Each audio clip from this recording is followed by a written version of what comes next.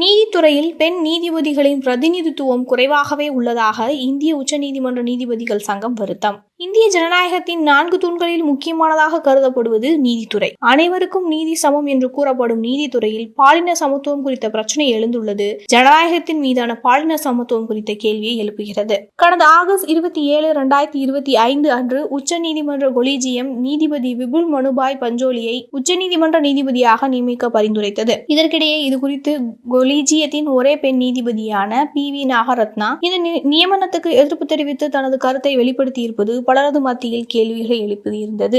நீதிபதி விபுல் மனுபாய் பஜோலி குஜராத் நீதிமன்ற நீதிபதியாக அக்டோபர் 1, 2014 அன்று பதவியேற்றார். பின்னர் ஜூலை 24, 2023 அன்று பாட்னா உயர் நீதிமன்றத்திற்கு மாற்றப்பட்டார்.